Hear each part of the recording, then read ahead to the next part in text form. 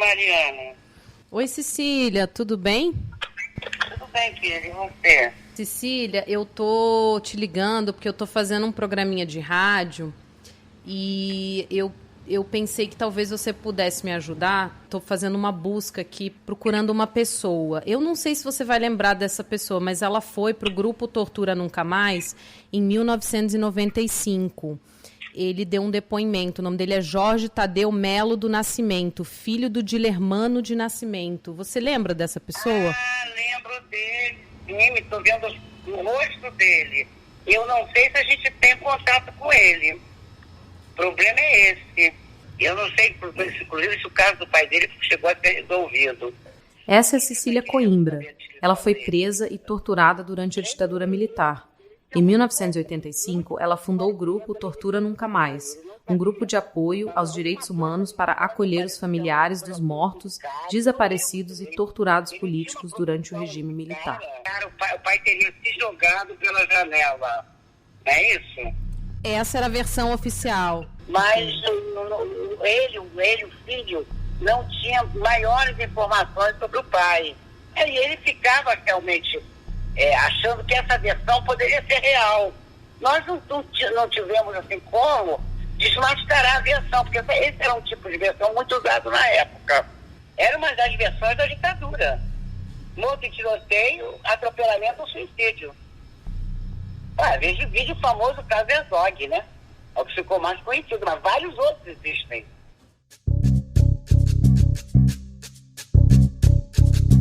Bem-vindos ao podcast Histórias que Ninguém Te Conta, da Agência Pública. Eu sou Mariana Simões e esse é o nosso terceiro episódio. E hoje estou em nova companhia.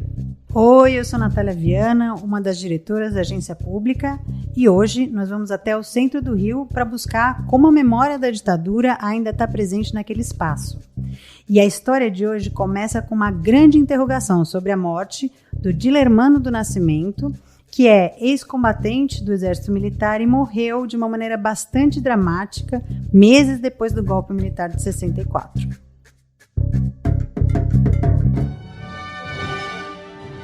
31 de março de 1964. As Forças Armadas tomam o poder no Brasil, derrubam o presidente João Goulart e iniciam um novo ciclo político no Brasil.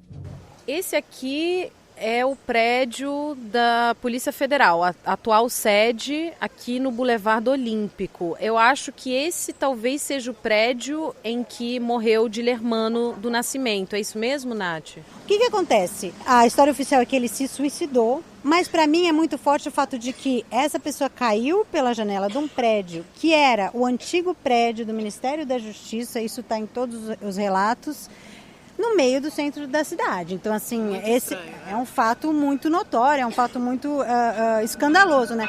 O problema é que, segundo o grupo que fez um estudo chamado Cartografias da Ditadura, seria aqui, no prédio onde hoje fica a Polícia Federal no Rio, que ele teria morrido. Mas eu não tenho certeza disso, sabe por quê? Você está aqui vendo, eu consegui encontrar alguns jornais da época. Esse é o jornal Última Hora de 19 de agosto de 64, pouco depois da morte do Dilermano. Primeiro, fala que o suicídio foi forçado, entre aspas, ou seja, ele não teria necessariamente caído, mas talvez sido atirado da janela. E outra coisa, tem uma foto aqui do qual seria esse tal do prédio que tinha sido do Ministério da Justiça. E esse prédio que você vê na foto, ele é maior do que o prédio que a gente está vendo, né? Esse aqui tem 1, 2, 3, 4, 5, 6, 7, pelo menos 7 andares. O prédio da Polícia Federal é mais baixo, né? Realmente, esse prédio ele é bem mais baixo, ele tem só 4 andares e ele ocupa um quarteirão inteiro. Ele é bastante fortificado, né, do lado de fora. Você vê que as janelas são todas pretas, assim, é tudo bem fechado e ele é todo de concreto, assim, bem pesado. O prédio da Polícia Federal, ele é muito importante aqui no Porto Maravilha, né? Ele é pertinho do Museu do Amanhã, ele é o comecinho do Boulevard Olímpico, sempre tem muita gente aqui na frente, porque afinal é a Polícia Federal, né? Onde todo mundo vem, enfim, quando tem problemas com a Polícia Federal, quando quer buscar passaporte, buscar informações no geral também. A questão é a seguinte, eu busquei no site da Polícia Federal, no site do Ministério da Justiça, eu busquei no site do Ministério Público Federal, em nenhum lugar estava dizendo onde era o Ministério da Justiça antes, porque lembrem-se, a gente não pode esquecer que o Rio de Janeiro era a capital do Brasil até se mudar para Brasília. Então, onde era antes o prédio do Ministério da Justiça. É super difícil descobrir, mas eu acho que não foi aqui e eu quero muito saber onde foi. Caminhando pelo centro do Rio, nos deparamos com a história de outro preso político. Raul Amaro Nin Ferreira foi um engenheiro e militante estudantil que foi preso, torturado e assassinado em agosto de 1971. Mas quem descobriu detalhes sobre a morte dele foram os próprios familiares, como explica o sobrinho dele, o arquiteto Felipe Nin. Então fomos no Arquivo Nacional do Rio, no Arquivo Nacional, no Arquivo do Estado do Rio de Janeiro, no Arquivo de São Paulo e no Arquivo Nacional em Brasília, né? E aí, para nossa surpresa, a gente conseguiu quase 500 páginas de documentos, que é uma coisa raríssima, né? Tem pessoas que não têm 10 páginas, né? A gente encontrou um volume de informação muito grande. E aí, assim, a gente foi cruzando as histórias e aí conseguimos contactar amigos dele da época, ex-namorada, enfim, conseguimos reunir um número de 18 agentes de Estado envolvidos na prisão, tortura e assassinato dele. E, assim, foi incrível, assim, foi uma coisa impressionante. Fomos com o Felipe Nin até a Rua da Relação, número 40, local onde o seu tio, Raul Amaro, foi preso.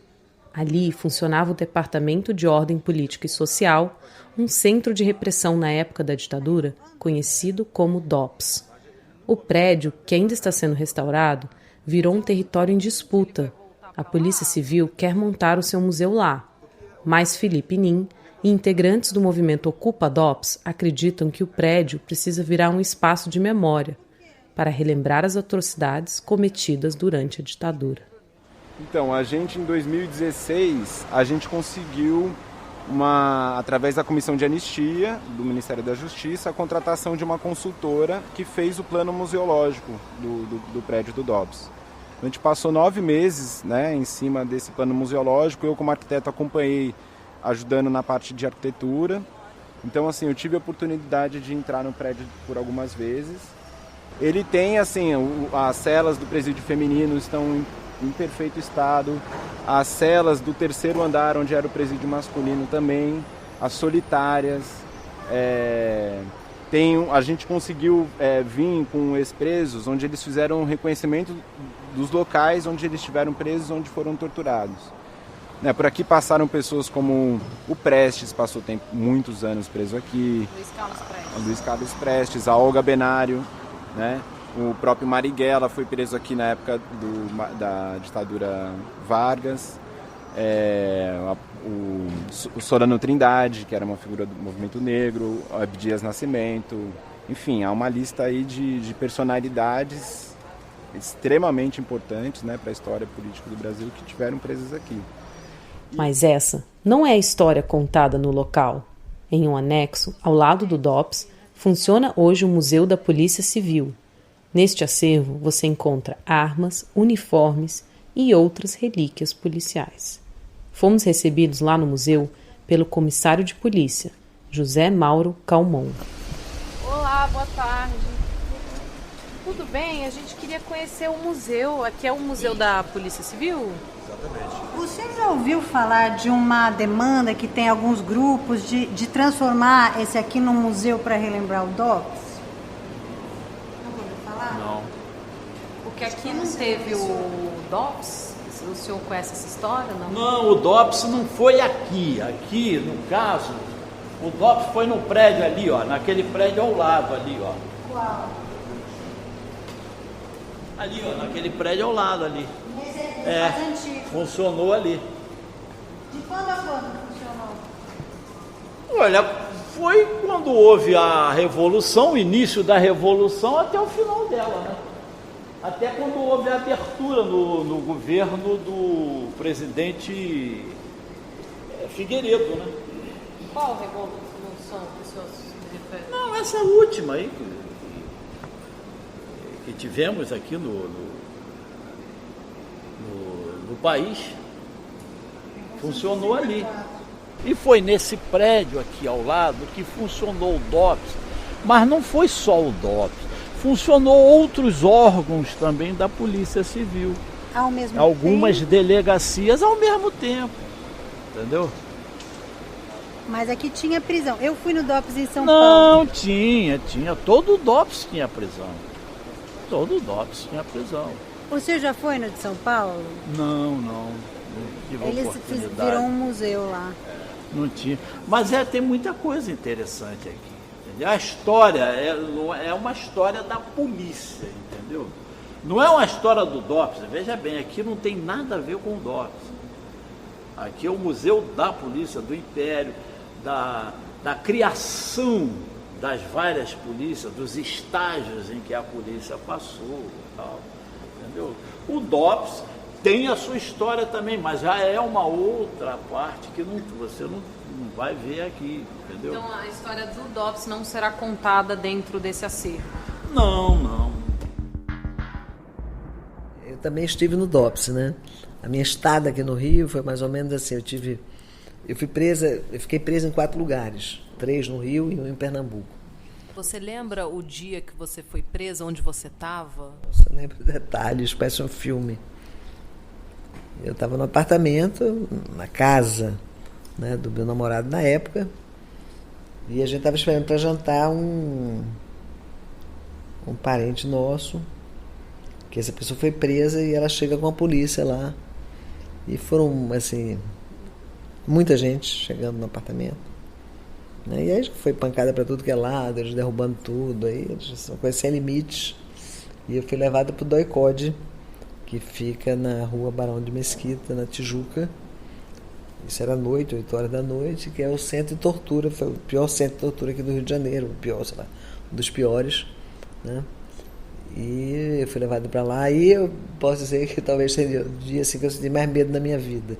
Aliás, uma frase também que não sai da minha cabeça, que eles falaram aqui, não existe Deus, nem pátria, nem família. Você está nas nossas mãos, só você e nós. Essa é a historiadora pernambucana Dulce Pandolfi.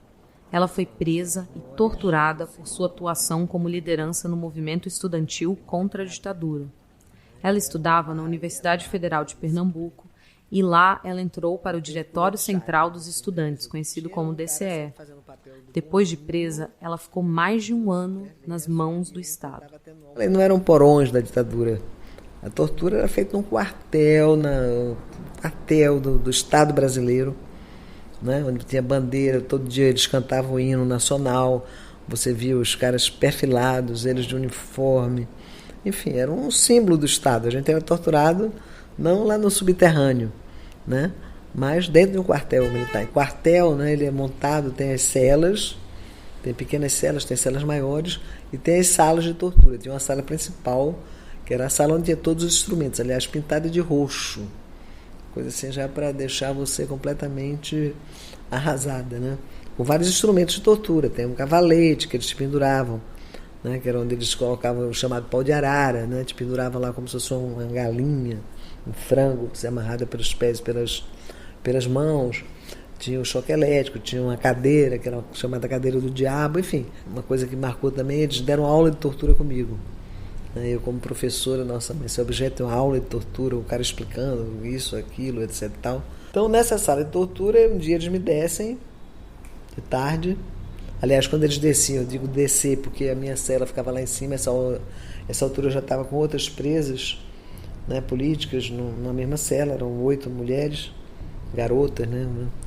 E aí eles levantam meu capuz e eles avisam, isso aqui é uma aula, e assim, a sala lotada de gente, né? Eram vários homens, só homens, né, que eram aprendizes de torturador, sei lá. E ele explicou, e ele ia dizendo exatamente quais eram as consequências, os efeitos, o que era que é mais eficiente, o que é que não era. E aí reproduziram tudo, fizeram tudo comigo de novo. Pau de arara, choque elétrico, me molharam, enfim. Passei muito mal, voltei para a cela, mas depois me trouxeram de novo, né? O médico tomou minha pressão, viu que eu aguentava, e disse até ele aguenta ainda. Eu voltei, né?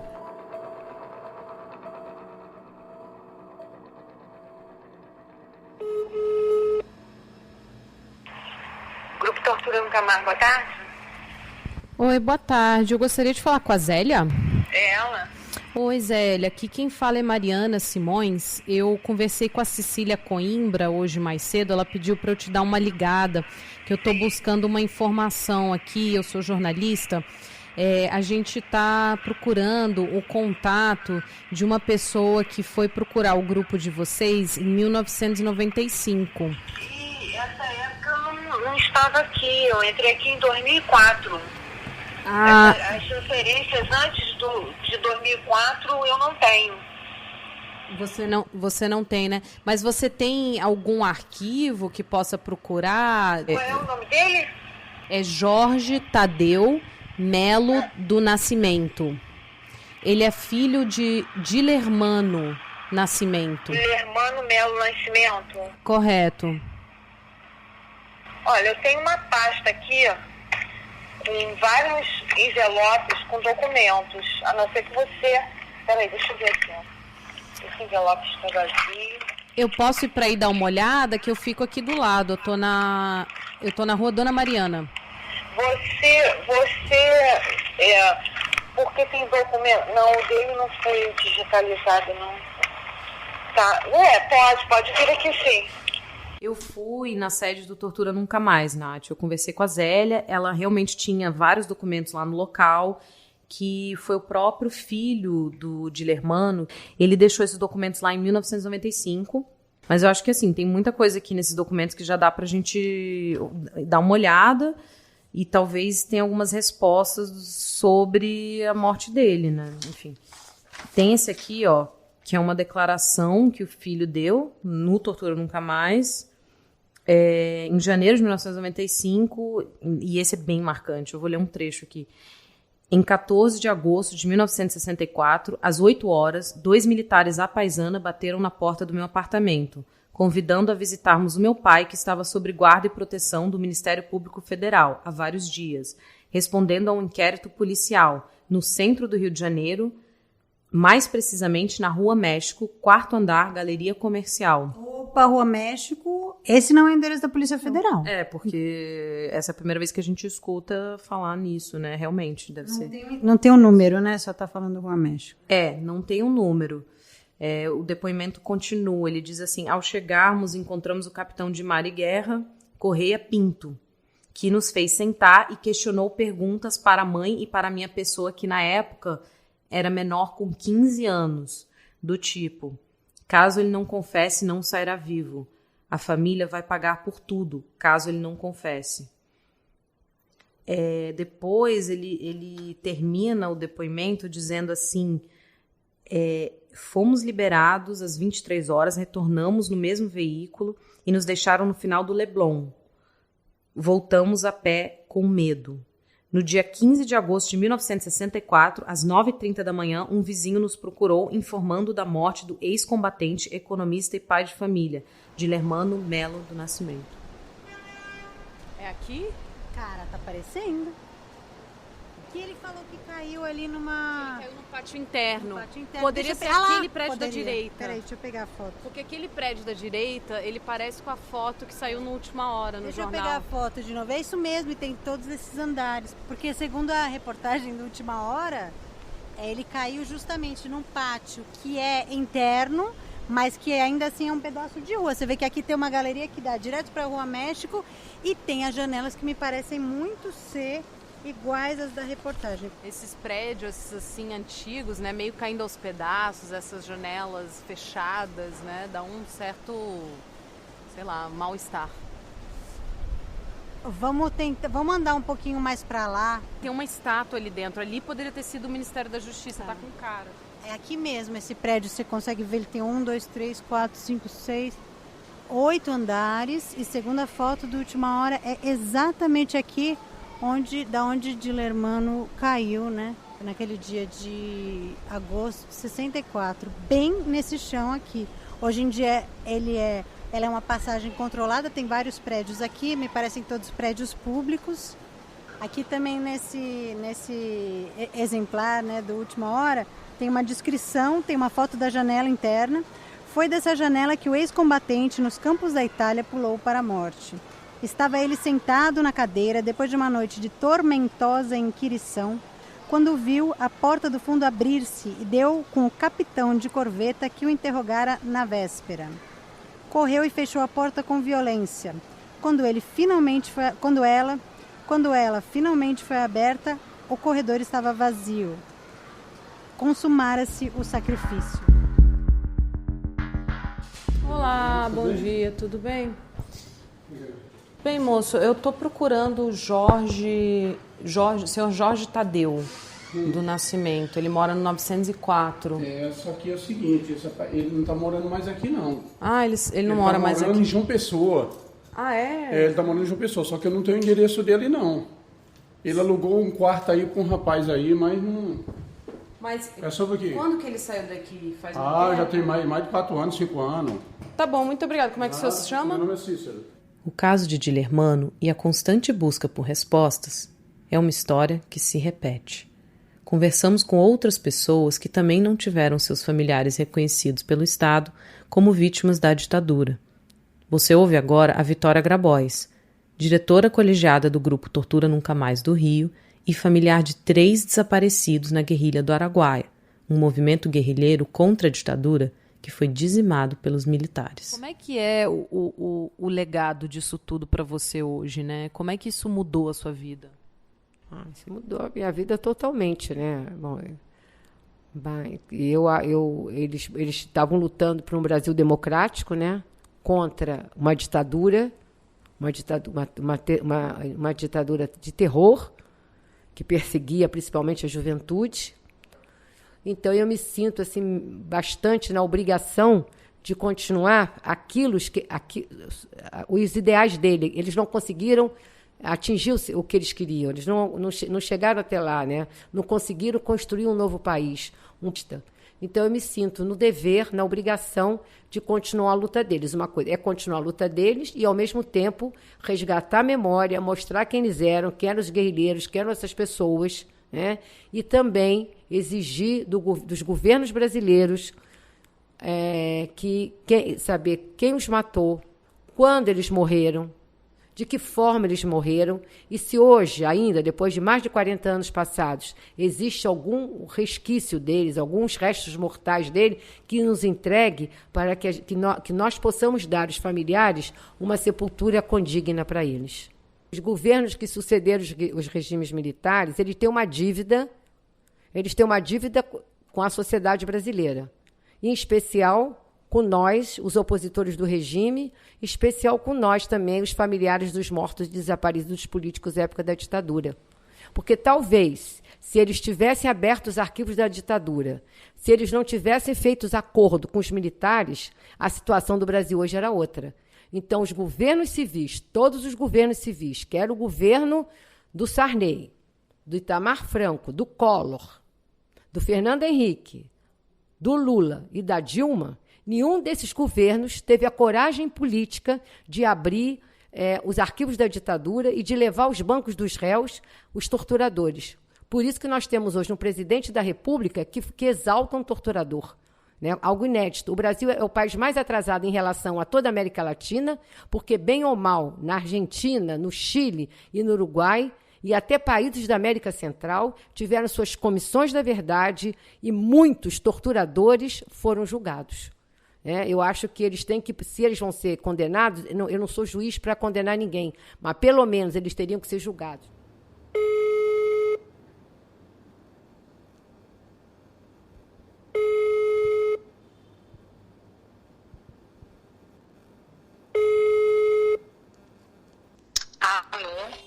Alô, eu estou procurando o Jorge Tadeu. Sim, quem deseja? Meu nome é Natália Viana, eu trabalho num site que chama Agência Pública e nós estamos fazendo um programa de rádio sobre a ditadura. Sim. E chegamos à história do Dilermano. É o seguinte, ele é meio difícil de aceitar esse tipo de coisa assim. Eu queria saber como você conseguiu meu telefone. A gente foi no Tortura Nunca Mais, onde tem uma grande documentação. Sim. Certo. Alô, daí eles tinham um endereço antigo dele lá, né, que era aqui no Rio de Janeiro.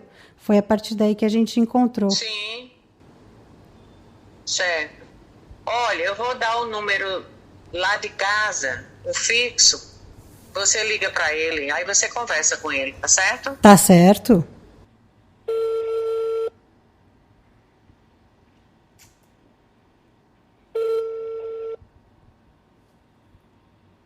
Alô? Alô, gostaria de falar com o Jorge Tadeu? Sim. Qual o problema? É você, doutor Jorge? Sim, perfeito. Doutor Jorge, é o seguinte, eu sou jornalista desse site aqui no Rio de Janeiro e a gente está fazendo uma reportagem sobre os casos da ditadura aqui no Rio. E a gente acabou indo para o Tortura Nunca Mais e encontramos o caso do seu pai, o Dilermano. Correto.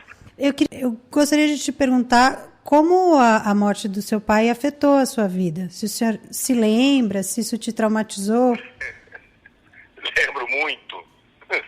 Olha, para você ter uma ideia, foi o primeiro crime através do inquérito policial militar no Brasil, foi do meu pai, do IPM. O golpe militar foi em 31 de março, ele morreu em agosto de 64. Para você ter uma ideia, o caso do meu pai teve boletim de ocorrência. Uma coisa que você não vê quase em crimes que ocasionaram o golpe militar. Inclusive, em 68, você quase não vê o boletim de ocorrência. Isso não é uma coisa impossível. Eles até sumiam com os corpos. Então, você vê que a situação da época era muito primária. Mas eles dificultavam muito a vida dos familiares.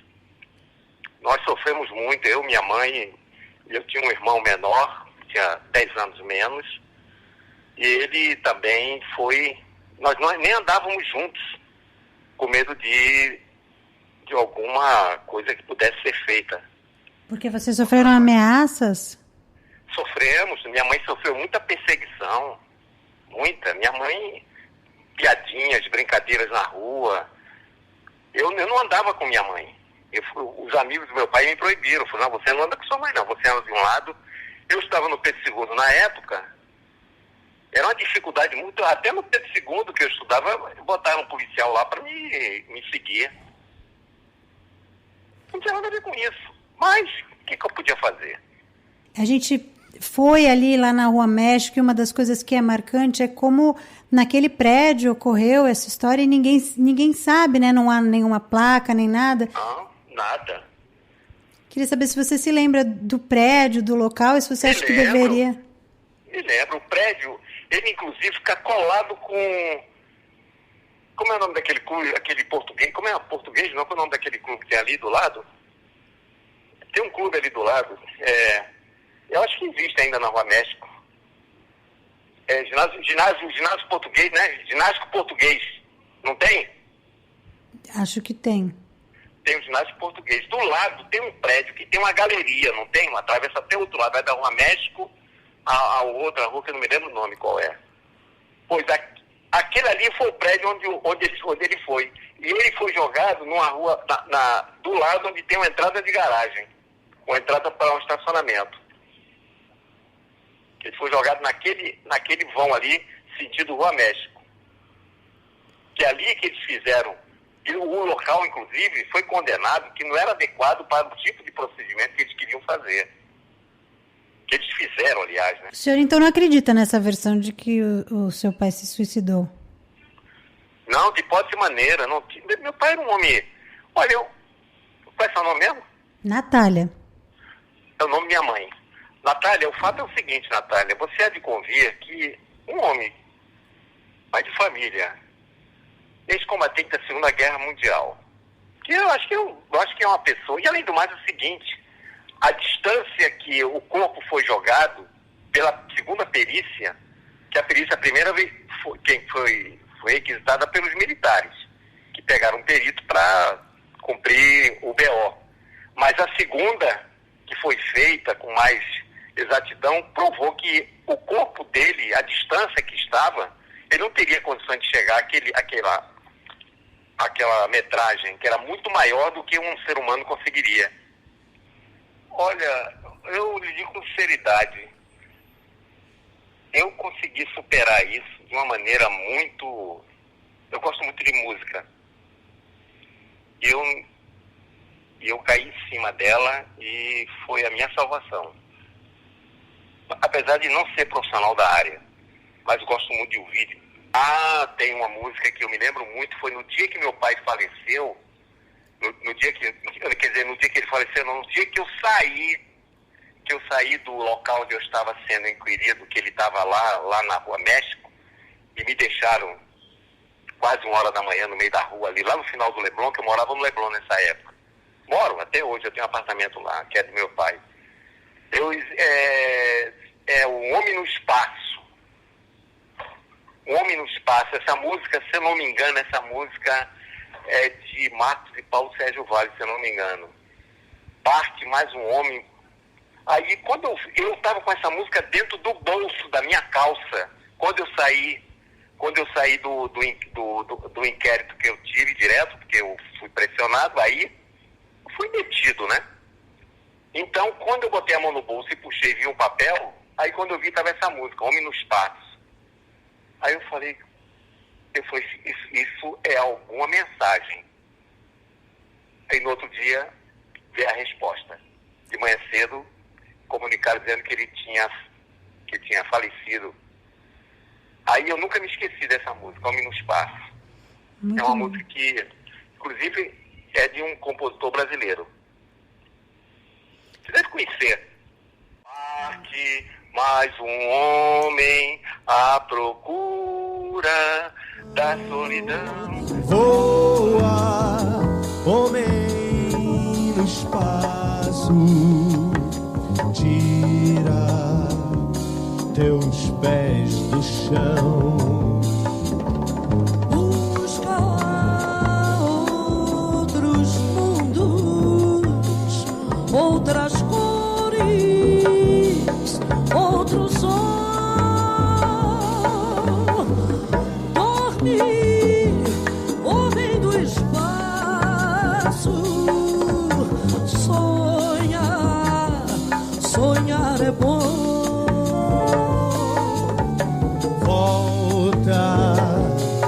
Para a terra, só quem erra tem perdão. Volta, homem do espaço, firma teus pés no chão. Esse foi mais um episódio do Histórias que Ninguém Te Conta da Agência Pública. No próximo episódio, vamos falar de dinheiro, fraude, desvio e outros rastros da corrupção no Porto do Rio de Janeiro. Siga o podcast no Spotify, Histórias que Ninguém Te Conta. Esse podcast foi dirigido e roteirizado por mim, Mariana Simões e Natália Viana. Produção, Carolina Zanata. Captação e mixagem, Felipe Peçanha.